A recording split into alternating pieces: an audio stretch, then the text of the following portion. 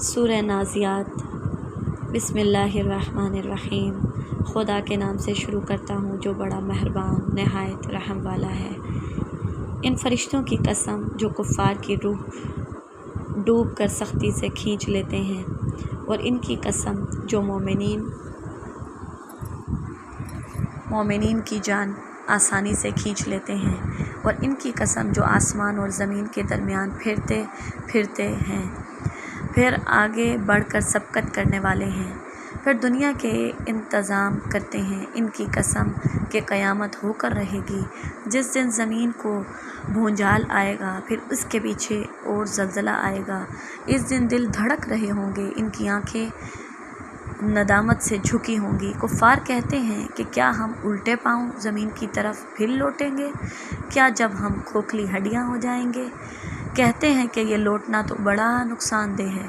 وہ قیامت تو گویا بس ایک سخت چیخ ہوگی، اور لوگ یکبارگی ایک میدان حشر میں موجود ہوں گے۔ اے رسول، کیا تمہارے پاس موسیٰ کا قصہ بھی پہنچا ہے، جب ان کو اور ان کے پروردگار نے طوا کے میدان میں پکارا کہ فرعون کے پاس جاؤ اور وہ سرکش ہو گیا ہے، اور اس سے کہو کہ کیا تیری خواہش ہے کہ کفر سے پاک ہو جائے، اور میں تجھے تیرے پروردگار کی راہ بتا دوں تو تجھ کو خوف پیدا ہو۔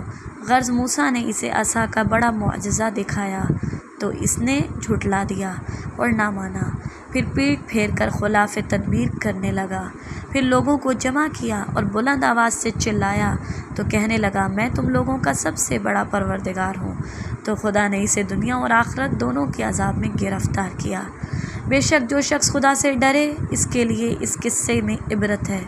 بھلا تمہارا پیدا کرنا زیادہ مشکل ہے یا آسمان کا کہ اسی نے اس کو بنایا، اسی کی چھت کو خوب اونچا رکھا، پھر اسے درست کیا اور اس کی رات کو تاریک بنایا اور دن کو اس کی دھوپ نکالی، اور اس کے بعد زمین کو پھیلایا، اسی میں سے اس کا